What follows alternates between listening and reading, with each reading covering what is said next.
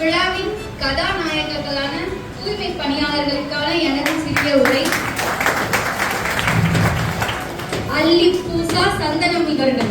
ஆம், அள்ளி பூசப்படாத சந்தனம் நீங்கள். தூய்மை பணியாளர்கள், சானிட்டரி ஒர்க்கர்ஸ் என்று ப்ரொஃபஷனல் பெயரில் மட்டுமே அழைக்கப்பட்டு இன்றும் தாழ்த்தப்பட்டு இருக்கும் வர்க்கம் அவர்கள். பேசப்படாத வாதம் என்றும் தூய்மை பணியாளர்களின் மனசாட்சி மட்டுமே. ஆம், சாட்சிகள் இருந்தும் பல காட்சிகள் களைந்து மீட்சி அடையா சமூகம் அவர்களே.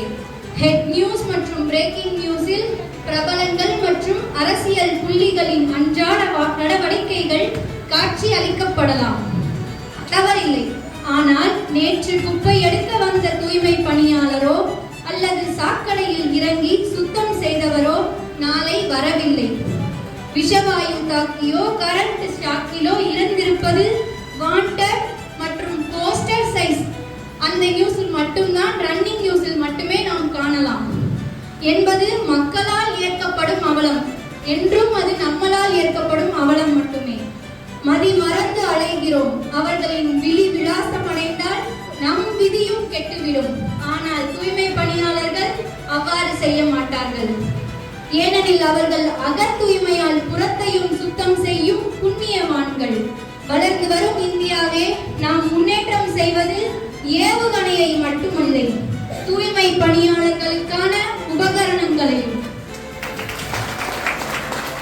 குப்பை வண்டியையோ சாக்கடையையோ நாம் கடக்கும் சில நொடிகளில் நடுநடுங்கி உடல் சிலிர்க்கும் தருணத்தில் சற்று சிந்தியுங்கள்.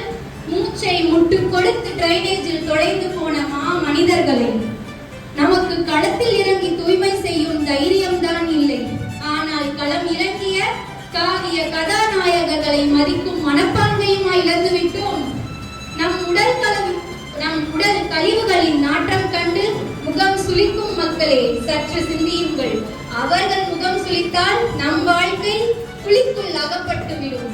மனிதம் என்றாவது பேசப்படும் வார்த்தை இல்லை, மனிதம் என்றும் என்றும் அலசப்படும், மதிக்கப்பட வேண்டிய மார்க்கமாகும் என்று இவ்வுரையை வழங்க எனக்கு இச்சபையை கொடுத்த அனைவருக்கும் நன்றி கூறி என்னிடம் அமர்கிறேன். நன்றி, வணக்கம்.